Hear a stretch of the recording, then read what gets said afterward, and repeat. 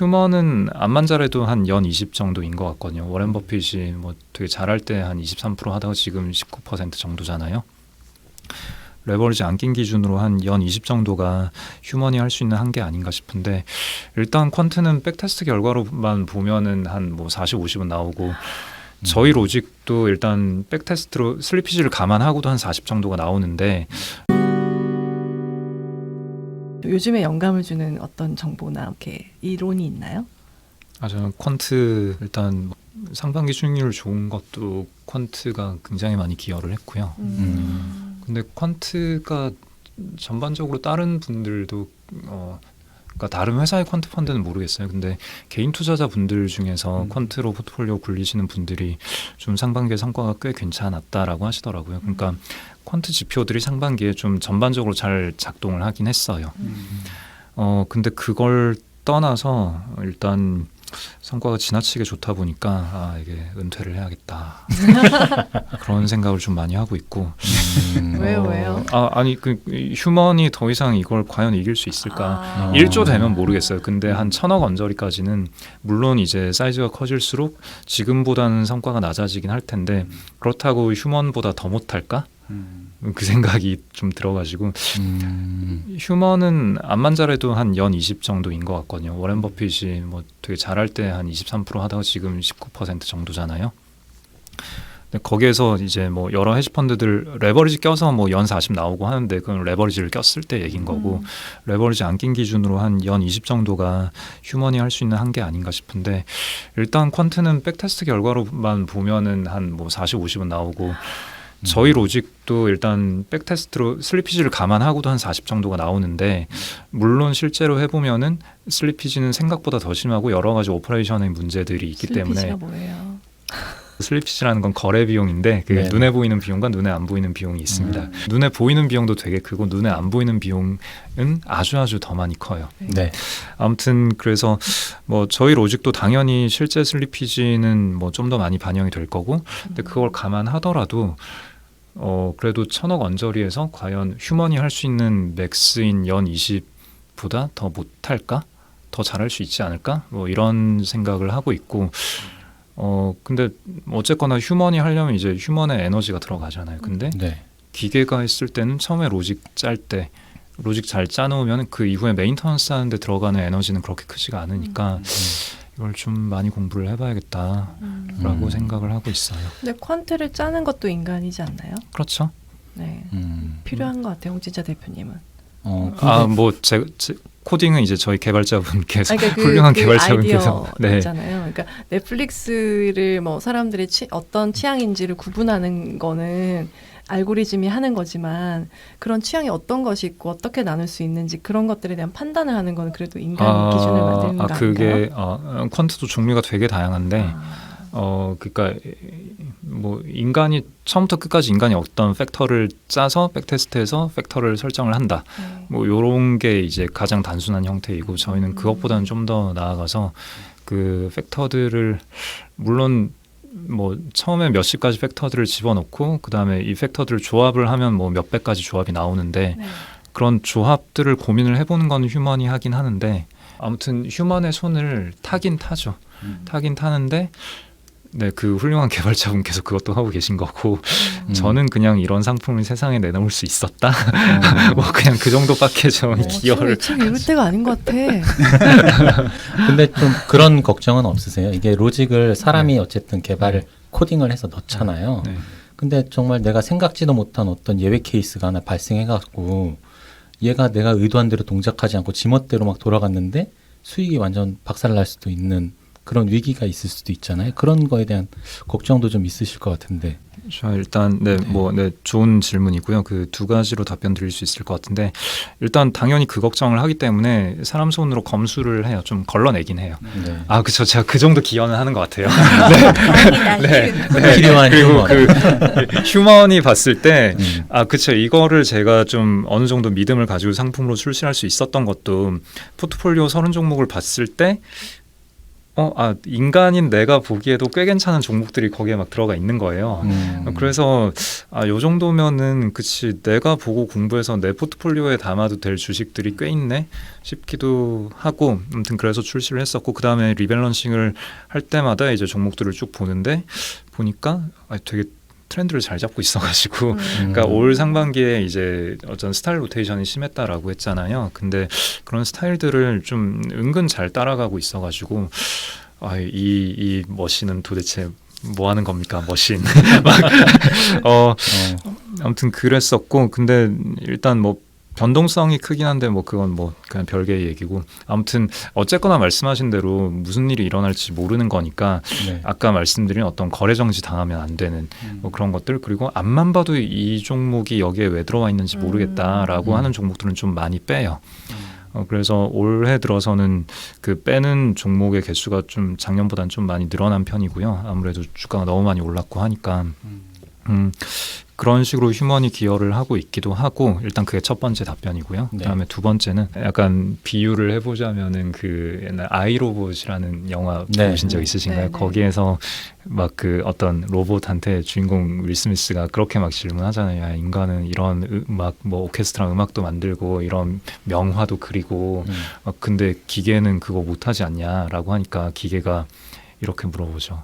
넌 할 수 있니? 너무한다. 어차피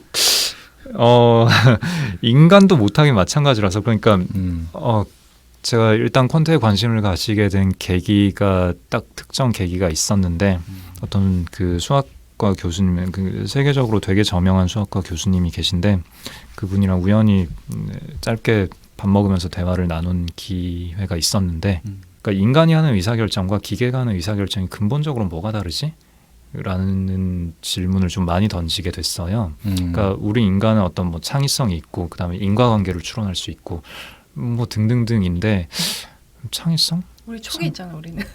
네, 그러니까 그 촉이라는 게 근본적으로 뭘까라는 고민을 좀 해볼 필요가 있는 것 같아요. 맞아요. 뭐 오늘 거기에 대해서 진지하게 얘기하기엔 좀 너무 멀리 가는 것 같은데 네.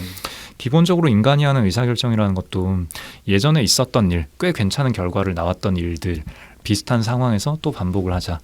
사실 이거거든요. 네. 네, 그 뇌과학 책도 뭐 제가 뭐 적게나마 좀 읽어봤는데 대체로 결론이 그냥 그런 식으로 나와요. 그러면은 인간과 기계의 궁극적인 차이는 그냥 인풋 데이터의 차이, 그 다음에 처리 용량의 차이, 그러니까 처리 속도의 차이, 딱 그 두 가지밖에 없거든요. 근데 처리 속도는 기계가 훨씬 빠르죠. 네. 근데 인풋 데이터는 인간이 좀 더 다양한 인풋 데이터를 쓰죠. 그리고 그리고 아까도 얘기했지만 이건 재귀적인 거잖아요. 아무리 펀더멘탈이 뭐 어떻다 한들 사람들이 그렇게 믿으면 주가가 가고 사람들이 아니다라고 하면 주가가 안 가고 네. 라는 건데 그러면은 이 인풋 데이터가 얼마나 좋은지 나쁜지와 상관없이 휴먼이 이 인풋 데이터를 써서 이런 의사결정을 하기 때문에 기계가 그 인풋 데이터를 받아오지 못하면은 요거는 좀 어느 정도 한계가 있는 거가 되겠죠. 근데 그런 인풋 데이터의 종류도 점점 더 많아지고 있잖아요. 그러면은 기본적으로 이건 휴먼이 지는 게임이구나 라는 생각을 좀 하고 있고요. 벌써 그런 단계군요. 이제 뭔가 마음과 지혜 이후에 뭔가가 나오는 것 같은 느낌이 드는데요. 근데 뭐 제가 그쪽에 대해서 뭐 저도 뭐 공대 나오고 코딩을 어느 정도는 약간은 할 줄은 알지만 아직 여기에 대해서 제가 전문적인 식견을 말씀드리기는 어렵고 그래서 계속 많이 공부를 해야죠 저도. 네. 그러면 그 알고리즘이 매수 매도 다 결정해서 자기가 실행까지 다 옮기는 건가요? 실행 제 손가락이에요. 그래서 그 알고리즘으로 포트폴리오가 나오고요. 예. 거기에서 이제 휴먼이 좀 검수를 하고 네. 근데 그래서 한 3종목 빼내면은 또 3종목을 추가하고 31등, 32등, 33등을 이제 올리죠. 그렇게 30종목 만들고 네, 그렇게 하는 건 이제 휴먼이 하는 거고 그래서 주문 내는 그 시스템에 입력하는 손가락은 제 손가락이 입력하죠. 혹시 일부 개인 자금만 해서 지가 마음대로 한번 하게 해보면 어떨까요? 어떤 말씀이시죠? 그러니까 걸러내지 말고 아예 자동으로 그냥 그거를 아예 제가 하고 싶어서 하는 게 아니라 그 시스템이 안 돼서 자동화가 안 돼서 제 손가락이 아직은 월급을 받고 있습니다. 네. 너무 흥미로운 얘기인 것 그러니까. 같아요, 진짜. 네. 그러면 이제 저희 네. 질문 시간이 네, 왔습니다. 네, 저희 네. 구독자 질문 좀 받은 게 있는데요. 자, 김현길 님이 남겨주신 질문입니다. 주식 투자 시작한 지 이제 반년 되어 가는데 매수보다 매도 타이밍을 잡는 게 훨씬 어렵다는 것을 많이 느낍니다. 책에 나와 있는 내용과 관련 본인만의 매도 타이밍 노하우를 좀 알려주시면 좋겠네요. 라고 남겨주셨습니다. 네, 이거 제가 종종 듣는 질문인데요. 네. 기본적인 전제가 매수와 매도는 다르다라는 거잖아요. 네. 그러니까 매수는 쉽고 매도가 어려운 이유는 매수를 쉽게 하기 때문이에요. 네. 네. 아, 뼈를 때리셨네요. 진짜. 네. 매수할 때는 막 올라갈 것 같고 막 두근두근 하면서 막 지금 사야 돼 이러면서 사잖아요. 네. 그 다음에는 사고 났으면 어떤 일이 벌어져요? 그럼 오르거나 떨어지거나 네. 하잖아요. 네. 기억하거나. 그럼 이제 의학하고 샀는데 이제 올랐으니까 올라도 이제 더 가는 거야? 어떻게 하는 거야? 더 사야 돼? 아니면 지금 익절해야 돼? 불안한 거고 떨어지면 왜 떨어져? 어떻게 뭐 지금 손절해야 돼? 아니면 더 사야 돼? 물타기 해야 돼? 불안하잖아요. 그러니까 매수와 매도가 차이가 나는 이유는 매수는 게임을 시작한 거고 매도는 게임을 끝내는 거라고 생각하기 때문에 네. 게임 시작하기는 쉽고 끝내기는 어려운 거죠. 음. 이제 매도를 하고 나면 매도를 하면 이제 내가 포지션이 없어진다고 생각하지만 심리적인 포지션은 남아 있거든요. 매도를 하고 났으면 심리적으로는 숏 포지션이에요. 올라가면 내 마음이 아파요. 네. 네, 공매도 포지션이 된단 말이에요. 매도를 했으면. 네, 그러니까 나는 최적의 타이밍에 매도를 하고 싶은 생각이 드는 거고 내가 매도를 한 이후에 주가가 빠져야 그러니까 주가 빠지길 원하고 매도를 하는 거예요.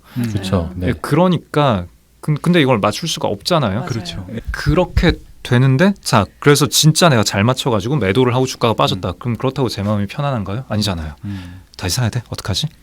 네, 그럼 나는 매수도 잘 맞추고 매도도 잘 맞췄어. 그럼 나는 투자의 신이잖아요. 그러니까 다시 진입하는 타이밍 막 노리다가 지금이야 이러고 다시 들어가요. 네. 그럼 또 어떻게 되죠? 올라가거나 떨어지거나인데 올라가면은 또 좋죠. 좋은데 그렇게 계속 반복하다가 언젠간 틀리잖아요. 지금 틀렸을 수도 있고 틀리고 나면 그때 마음의 상처가 크죠. 내가 여러 번 더 맞추다 보면은 무슨 일이 일어나죠? 베팅 금액이 늘어나죠. 네, 자신감 가득하니까. 그러다가 한 번 틀렸을 때 되게 세게 얻어맞게 된단 말이에요. 그러니까 매수와 매도가 다르다라고 생각하는 것 자체가 일단 문제의 시작이에요. 자, 제가 계속 말씀드리지만 저기다. 리밸런싱, 그러니까 몇 퍼센트를 보유할 것인가 이 관점으로 계속 접근을 해야 돼요. 지금 내가 가지고 있는 재산과 앞으로의 내 인생을 봤을 때 주식 비중이 몇 퍼센트여야 할까? 그리고 주식 중에서 내가 직접 하는 것과 간접의 비율, 그다음에 또 뭐 그냥 전체 인덱스 펀드에 맡겨서 그 전체 시장을 추종하는 것과 내가 초과 수익을 내고자 하는 비율, 이 비율은 어느 정도인 게 좋을까? 그럼 거기에 대해서 나라는 개인의 능력과 앞으로 여기에 투입할 수 있는 시간, 투입해야 할 시간, 뭐 이런 요소들이 고려가 되는 거잖아요. 그렇게 해서 최종적으로 나온 게 이제 전체 재산 중에서 주식 이만큼, 주식 이만큼 중에서 직접 투자 이만큼. 요만큼 비율, 그러니까 아마 전체에서 10%가 안 될 거예요, 이 비율은. 근데 여기에서 그럼 몇 종목 살 건데, 아니면 몇 종목 살 건데가 아니라 그 여기에서 그럼 내가 지금 투자 대상으로 안으로 생각하고 있는 종목들이 뭐가 있는데 1, 2, 3 있다. 근데 1, 2, 3 각각에 대해서 내가 어느 정도의 매력을 느끼고 있는가. 향후 업사이드 포텐셜, 다운사이드 포텐셜 어느 정도인가. 그럼 당연히 업사이드 크고 다운사이드 적을수록 더 매력적인 주식이겠죠. 그럼 이런 거를 어떻게든 숫자로 표현을 해볼 수 있어요. 그거는 뭐 각자마다 다른데 뭐 업사이드 다운사이드를 뭐 그냥 뭐 단순 나눗셈으로 해도 되고 아니면 그거의 폭 뭐 스탠다드 대비 표준 편차를 좀 더 하나 더 나눠주는 지표로 쓰던가 그건 뭐 각자 알아서 하시고 아무튼 종목들의 상대적인 매력도를 숫자로 표시하고 나면은 그러면은 비율이 나오잖아요. 그 비율대로 하면 되는 거죠. 그러면은 이제 내가 주식을 뭐 처음에 한 4대 4대 2 비율로 주식을 샀다. 근데 뭐 주가가 뭐 A 주식 40% 사놓은 주식이 주가가 올랐다. 주가가 올라서 이 주식이 50%가 됐다. 근데 그럼 다시 평가를 해봤을 때 업사이드 다운사이드가 그대로라면은 네. 그러면은 이 주식은 다른 B, C 주식보다 조금 덜 매력적이게 됐을 거잖아요. 네. 그러면은 이 모델에서 제시하는 비율이 뭐 3대 4대 3일 수 있죠. 근데 내 포트폴리오는 5대 3대 2가 돼 있잖아요. 그러면은 모델에서 제시하는 거는 30%인데 나는 50% 보유하고 있으니까 이젠 좀 조정을 할 때가 됐는데 그러면 50을 30으로 낮추면 되죠. 네. 이게 리밸런싱이에요. 자, 그럼 제가 지금까지 이어지는 이 과정은 뭐 꽤 합리적이었다라고 생각해요. 좋은데 여기에서 내가 매수 단가가 얼마인지라는 단어가 등장했나요? 손해 보고 있는지 이득 보고 있는지가 등장했나요? 안 나왔죠. 네. 안 나왔어요. 네. 그러니까 우리가 합리적인 의사결정이라고 할 수 있는 이 과정에서 내가 더 사느냐 마느냐를 결정하는 데 있어서 손해 보고 있느냐 이득 보고 있느냐는 아무 영향을 미치지 않았죠. 매수 단가도 그렇고. 야, 그 합리적 의사결정이라는 게 되게 어려운 거군요. 질문자는 굉장히 인간의 본성으로 물어보셨고 답변하시는 분은 그런 본성을 배제한 뭔가 이성적인 판단을 만드는 시스템으로 리밸런싱에 네, 대한 얘기를 좀 하시는 중요한 것 말씀을 같아요. 해주셨어요. 그러니까 내가 생각하는 올바른 의사결정이 무엇인지를 일단 적어보는 게 중요해요. 네. 그리고 그 의사결정을 실물로 어떻게 구현을 할 것인가 그냥 간단한 엑셀 파일이면 되거든요. 그래서 거기서 시키는 대로 내가 하면 돼요. 내가 손가락만 일하면 돼요. 리밸런싱 할 때 이제 포트폴리오 구성하시잖아요. 근데 만약에 이제 주식시장이 좀 전반적으로 다 하락 시장이에요. 그러면 네. 이제 현찰 비중을 늘리기도 해요. 그러니까 그거는 시장 전체에 대해서 미래를 예측한다라는 얘기잖아요. 가끔 그렇게 할 때는 있어요. 가끔 눈에 보일 때는 있는데 대체로 눈에 안 보이거든요. 그러니까 좋으면 어디까지 가겠지, 안 좋으면 어디까지 가겠지. 뭐 요 정도는 대충 추측은 할 수 있는데, 그러니까 아까 하락장이라고 묘사를 하신 거는 최근에 주가가 하락했다라는 거잖아요. 우리가 의사결정에 반영해야 될 요소는 앞으로 어떻게 될 것인가냐잖아요. 하락했으면 앞으로도 하락하나요? 아니면 하락했으면 앞으로 오르나요? 알 수 없죠. 알 수 없잖아요. 그러니까 최근에 하락장이었다 아니었다라는 거는 의사결정에 아무런 기여를 하지 않죠. 그러니까 뭐 하락장이 아니라 하더라도 그러니까 최근에 이제 제 주변에서 그러니까 보통 개인 기준으로 보게 되면은 전체 투자 금액이 얼마인데 현찰 비중을 몇 프로 갖고 가느냐, 좀 줄였냐 늘었냐 이런 질문들을 많이 하거든요. 네. 예, 그러니까 이제 지금 너무 많이 올랐기 때문에 하락은 아니지만 불안하니까 현찰을 좀 빼는 것 같아요. 그러니까 나중에 좀 빠지면 들어가겠다. 그러니까 그렇게도 운영을 하시는 말씀인 거예요. 예, 그 질문에 대해서는 좀 전에 답변을 드린 것 같아요. 가끔 그렇게 합니다. 가끔. 네. 이때는 너무 많이 올랐다라는 판단이 드시면 좀 네. 빼기도 하시는 네, 거죠. 근데 뺀다기보다 뭐 펀드에서 돈 빼는 건 이제 고객님이 환매하시면 예, 예. 그렇죠. 그렇죠. 나가는 네, 거고. 리밸런싱을 할 수밖에 네, 없기 그 때문에. 현금 비중, 전 기본적으로 현금을 좀 들고 가고요. 언제건 그러니까 좀 그냥 마음이 좀 소심해가지고 현금이 없으면 되게 불안하거든요. 네. 퀀트는 현금을 거의 안 들고 가는데, 근데 근데 이게 결과적으로 많이 비싸져 있고 매력적인 주식이 안 보인다. 그래서 좀 그냥 하락장에 왔을 때 이미 현금 비중이 늘어나 있는 경우들이 있어요. 그러니까 현금 비중을 늘리겠다라고 결정을 한 건 아닌데 그냥 주식들을 팔았으니까. 네. 그러니까 뭐 아까 리밸런싱 어떤 뭐 엑셀 어쩌고저쩌고 쭉 말씀을 드렸는데 거기서 약간 오해하지 마셔야 될 게 모델 포트폴리오랑 내 액추얼 포트폴리오, 실제 포트폴리오가 뭐 약간의 차이가 있을 때마다 다 보정을 해줘야 되는데 이 얘기가 절대 아니에요. 그러면 거래 비용 때문에 또 망해요. 네. 네. 그러니까 뭐 이거를 기간을 정해서 뭐 한 달에 한 번 조정을 한다, 아니면 6개월에 한 번 조정을 한다, 혹은 뭐 5% 이상 차이가 났을 때만 조정을 한다라던가, 그러니까 거래를 잦지 않게 자주 거래하지 않을 수 있는 어떤 뭔가 허들은 만들어 두셔야 돼요. 그렇고 네, 시장에 대해서는 일단 두 가지로 답변을 드릴 수 있을 것 같은데요. 첫 번째는 그냥 바텀업 관점에서 그냥 뭐 지금도 사실 이제 지금 되게 앞으로 시장이 또 5천, 6천 갈 겁니다. 뭐 이렇게 외치기엔 되게 어렵잖아요. 그러니까 이것도 기간을 정해서 얘기해야 되는데 물론 저희가 살아있는 동안에 5천, 6천 충분히 갈 수 있죠. 근데 올해 안에 갈 것이냐라고 했을 때 좀 뭐 물론 무슨 일이든 벌어질 수 있지만 그거에 제 목숨을 걸고 싶진 않아요. 네. 그리고 뭐 하방으로도 뭐 당연히 열려 있고 뭐 쉽게 대답하자면 그냥 위로도 30 아래로도 30이라고 생각을 하는데 그러면 뭐 저는 이렇게 표현을 해요. 그냥 매크로만 봤을 때 매력적인 상황은 아니다. 네. 근데 그렇다고 해서 그러면 우리가 할 수 있는 게 전혀 없는 거냐? 기업들은 알아서 뭐라도 하잖아요. 그 짤 아시죠? 한창 사람들 주식 많이 할 때 막 어떤 주식 게시판에 저도 여기 입성했습니다. 하하하. 근데 뭐 하는 회사예요?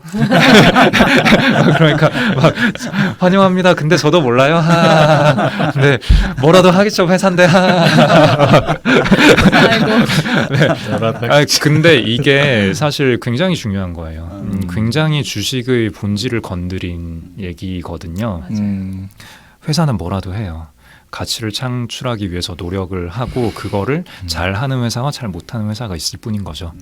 자, 그러면은 매크로가 어떻게 되건 전체 시장이 어떻게 되건 이게 또 그 사람들마다 관점의 차이인데 매크로가 잘 돼야 거기에서 이제 난 좋은 주식을 사겠다. 매크로가 잘 안 되면 일단 난 시장에서 빠져나가겠다. 뭐 이런 식의 의사결정을 하시는 분들이 많이 있잖아요. 근데 반대로 매크로는 지나고 나면은 그냥 다 돌아와 있어. 그럼 남는 거는 결국은 기업이 얼마나 그 가치를 높여놨느냐 그거에 따라 바뀌는 거다.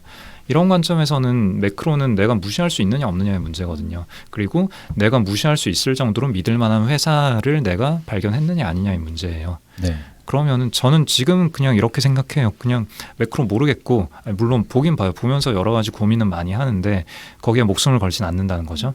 그러니까 매크로는 모르겠고 그럼 내년 됐을 때 지금보다 한 20% 성장해 있을 회사, 더 가치가 늘어나 있을 회사 그냥 들고 가만히 있으면 되잖아요.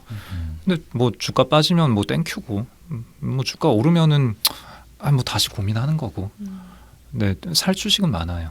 매크로가 어떻게 될지 모르겠어요. 두 번째는 그 시스템이 건강한가 아닌가. 그러니까 재귀성에서는 그 우리가 포지티브 피드백과 네거티브 피드백에 대한 얘기를 하는데 이런 얘기 나오면 또 이제 막 조회수 떨어지는 소리가 들리죠. 그러니까 그 제가 오늘 아웃스탠딩에 발간된 글이 하나 있어요. 근데 그 우리가 블랙스완 뭐 예상치 못한 어떤 거대한 리스크 뭐 이런 게 터지지 않을까. 근데 블랙스완 애초에 그 정의상 예측할 수 없는 게 블랙스완이에요. 그렇죠.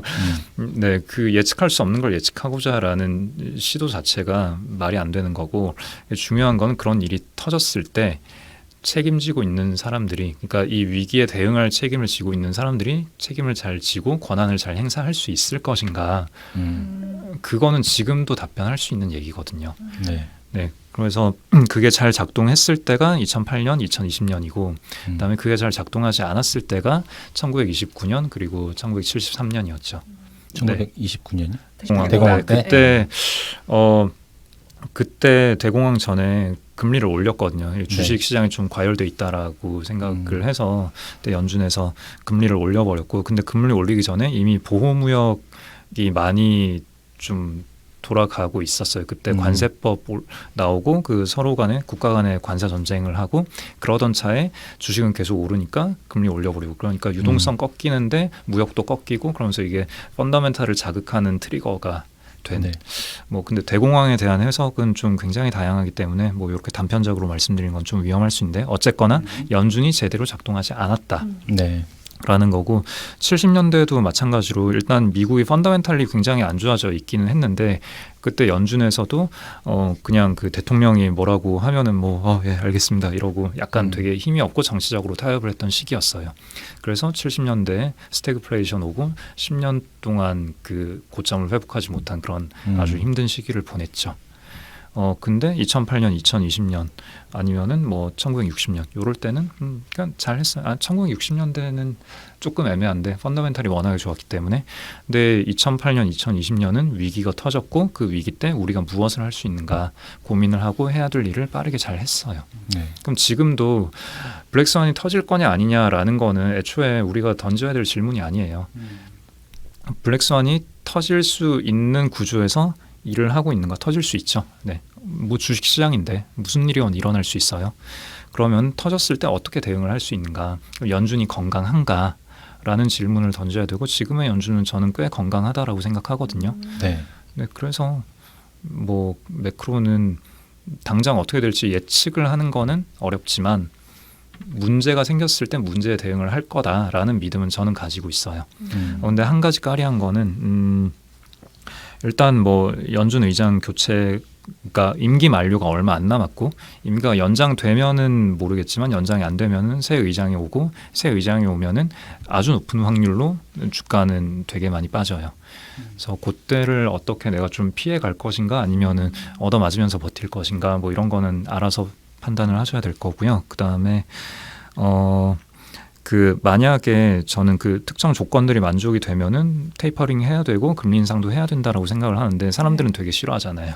그래서 막 뭐 그 고용 지표가 안 좋게 나오면 테이퍼링 안 하겠구나 하고 주가가 달리고 막 이러는데 네네. 그런 건 다 되게 의미 없는 반응들이고 그 중요한 거는 조건들을 만족했고 이제 테이퍼링하고 금리 인상을 해야 될 시점에 금리 인상을 안 한다. 이거는 연준이 건강하지 않다라는 뜻이거든요. 저는 그때 되게 위기감을 느낄 것 같아요. 그러면 파는 액션을 취하실 건가요? 아니면 어떻게 하실 건가요? 그때 돼서 고민을 해보려고요. 연준 의장이 바뀌면 불확실성 때문에 빠지는 건가요? 아니면 성격 지금 되게 이것도 재규적인 거예요. 그러니까 연준 의장을 못 믿겠다라고 해서 주가가 빠지지 않을까라는 생각으로 주식을 파니까 주가가 빠지죠. 네, 그걸 뭐 해석하기에 따라서는 이게 뭐 연준 의장을 시장이 길들이는 거다라고도 표현하는데 그건 좀 약간 오만한 표현인 것 같고요. 네, 그래서 뭐 연준 의장도 그걸 아니까 뭐라 메시지는 던질 텐데 어쨌거나 최근의 결과는 거의 언제나 빠졌어요. 네, 한 번 큰 충격이 왔어요. 그렇구나. 몰랐던 사실을 또 하나 네. 알게 됐습니다. 새 연준 의장이 취임하는 가 아닌가를 또 주의 깊게 봐야 될 필요가 네, 근데 있겠네요. 대체로 그게 다 단기적인 충격에 그쳤기 때문에 네. 네. 네. 끝내기 전에 이거 하나만 더 질문 좀 드려볼게요. 이게 아마 많은 분들이 아마 홍진채 대표님께 또 드리고 있는 질문 같기도 한데 개별 주식을 자기가 보유한 거에 대해서 이거 어때요라고 질문 받으신 적도 좀 많을 것 같거든요. 근데 좀 그런 질문들이 더러 달리기도 해서요. 그럴 때 대표님은 어떤 식으로 답을 주세요? 대답 안 해요. 대답 안 하세요? 네, 대답 안 합니다. 네. 네, 알겠습니다. 네. 저는 오늘 이 책 주식 투자의 지혜를 홍진채 대표님과 얘기하면서 주식 시장의 역사가 굉장히 오래됐잖아요. 그 역사 동안 이루어진 지혜들을 굉장히 여러 가지로 맛본 느낌이 들어요. 네. 그래서 오늘 정말 나와주셔서 너무 감사하고요. 네. 네, 그리고 요즘 이렇게 그래도 1분기, 1, 2분기 결과가 되게 좋았다고 하니까 저도 너무 기쁘고요. 네. 퀀트에도 관심이 많이 가고요. 그리고 주식 투자는 정말 계속 공부할수록 무궁무진하고 또 재미나겠구나 그런 생각이 듭니다. 네. 벌어야 재밌습니다. 네, 대표님 인사 한번 해주세요. 네, 마무리 멘트 네. 해달라는 네, 뜻이 마무리 멘트. 멘트 하나 해주세요.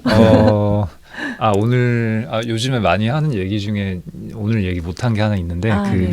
또 그 돈의 심리학이라는 책에서 네네. 그 굉장히 가슴을 후벼판 멘트가 지금 있는데 살 거예요. 네, 그 예측이 필요 없는 삶. 음. 이라는 메시지가 또 있어요. 네. 그러니까 우리가 예측을 한다라는 거는 예측이 맞아 떨어져야만 우리가 좋은 성과를 거둘 수 있는 그런 상태가 되었다라는 건데 예측이 필요 없는, 다시 말해서 올라도 그만 떨어져도 그만인 상태를 내가 만들 수가 있어요. 네, 그렇게 되면은 되게 마음이 평온하거든요. 네, 그런 거는 뭐 안티프레질이라거나 뭐 아니면 돈의 심리학 그런 책 읽어보면은 이런 메시지들이 많이 나오는데 네. 그런 쪽으로 한번 고민을 해보시면 좋을 것 같습니다. 네. 네, 그리고 전 뭐 다독다독 이렇게 불러주시 여기 나올 때마다 되게 마음이 평온하고 되게 좋거든요. 네, 네. 네, 그래서 오늘도 기분 좋게 되게 네, 하고 싶은 얘기 되게 편하게 즐겁게 잘 할 수 있어서 되게 네. 좋았습니다. 감사합니다. 고맙습니다. 네, 감사합니다. 감사합니다. 감사합니다. 최고입니다, 최고.